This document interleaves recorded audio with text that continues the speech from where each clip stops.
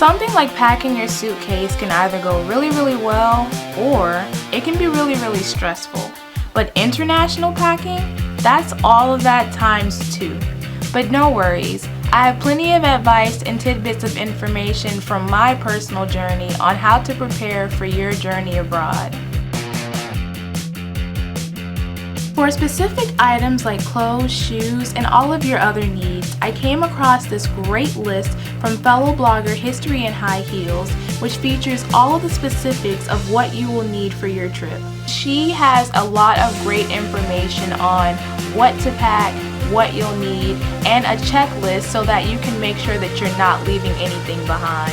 A link to her checklist will be posted below in the description box, so make sure that you guys check that out because it will save you plenty of time and days rather, and trust me, you're gonna need it to prepare to go abroad. Creating this list will also help you to decide upon what items you need to purchase before you leave and what can actually be acquired at your destination when you go abroad. Also note that your abroad destination may not have some of those specific items that you use here in the US, so things that you know you absolutely cannot live without, like for me, my shampoo.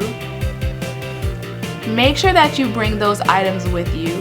Trust me, you'll be glad you did. Another tip for those going to Japan, especially for women, is to bring your dry sticks of deodorant. Japan doesn't have the specific brands that we typically use here in the United States, and their chemicals in their deodorants are a bit different than ours, so even if we do use them, chances are it probably won't really work for us too well.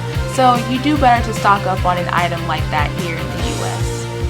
Once you have acquired a list of some sort, it's time to begin researching.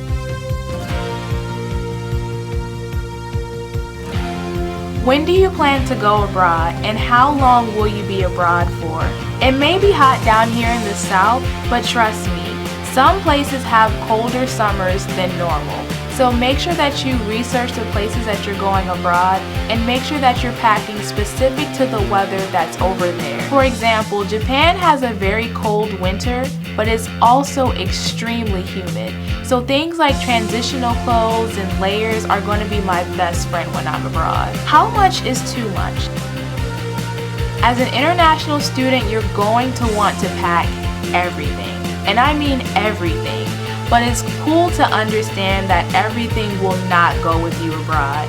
It's also good to be as organized as possible for something like this because again, the last thing that you need to realize when you're thousands of miles away from your home is that you left something that you actually needed. Also pay close attention to the weight limit that your airlines have for your luggage. Typically it's about 50 pounds, so you really want to make sure that you stay within those weight limit guidelines or you'll rack up a ton of fees that will come out of your pockets. Make sure when choosing clothing that you also choose clothes that will actually get some wear. Certain articles of clothing that you haven't worn in a long time can actually pretty much stay at home. Again, you'll probably acquire some of these items while you're abroad, so just make sure that you save as much space as possible in your luggage and make sure that you're only bringing with you what you actually need and what you really want to take with you. If, like me, you do end up having some sort of trouble trying to decide about how much of each article of clothing you should bring, History in High Heels has great blogs on what kinds of things that you need to bring according to which season you're studying abroad. And she's been abroad for a lot of different times and seasons, so she's really skilled and an expert pretty much at this kind of thing. A general rule of thumb she suggests is bringing about 40 to 50 articles of clothing just to stay within the weight limit. So kind of when you're doing your packing, pack according to that, especially when you're making your list, and make sure that you kind of don't go over those guidelines. I think that once you decide about how much you actually are going to be taking with you and about how much you'll actually need, you should be fine. And also weigh your luggage before you leave as well and practice kind of carrying it around your house and rolling it. It may sound crazy, but you never know when you're gonna have to perform a sprint attack in the airport. So definitely check that luggage. It's review time! We've made a list of items we will need to take with us when we go abroad. That list includes what I need to buy before I leave, documents I need to acquire, and things that will go inside of my luggage. We've narrowed down the list according to what we actually will need when we go abroad and things that we will acquire when we go abroad. How to figure out the fun stuff. Will I need bedding? Your school abroad will actually take care of your bedding needs for you, so that's something that you can actually save a lot of space and time and energy as far as trying to take that with you in your luggage. Now, it's not to say that it's going to be the most comfortable. For Japan students, people have suggested bringing a pillow because pillows in Japan are a bit different, or at least in the dorms. So if you have a comfortable pillow of some sort, it'll probably be of your best interest to take that with you, or just go shopping around once you reach your destination. What about school supplies? Universities are really good with trying to provide you convenient ways to acquire any sort of items that you will need for your classes, so something like that can actually be purchased once you're at your destination. It is good, however, to have a bag handy because you never know. Am I allowed to bring medicine?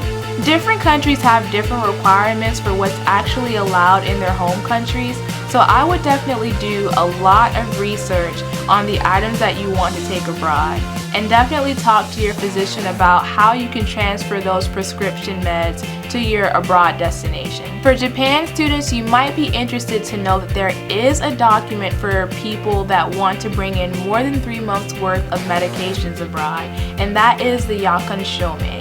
But again, talk to your advisor to make sure that this is something that you definitely need to fill out because it's different for certain instances, so definitely just double check with them to make sure you'll be fine. What about something like electronics? For me, I didn't really know this before I started preparing to go abroad, so this could be a really fun tip for a lot of different people going abroad for the first time. Different countries have different wattages and their wall outlets are made a little bit different than ours, so it's really good to invest in a converter of some sort. That way you don't end up blowing out the power when you go abroad. Trust me, I've heard of some instances where it has happened and a lot of people haven't been able to live that down. Also, be careful about bringing your straighteners, your curling irons, and your blow dryers abroad. Something like that can be easily left at home, because those wattages are really powerful for the countries that you're going to, so acquire things like that also while you're abroad. To save a lot of time on this video, I'll place a lot more detailed information in a blog post along with this video. But if you have any questions at all about how I prepared to go abroad, any questions about the history and high heels references that I gave, the Yakan Shome, or any specific details about Japan in particular, then definitely leave a comment in the comment boxes below, and I'll be sure to get back to you about all of those things.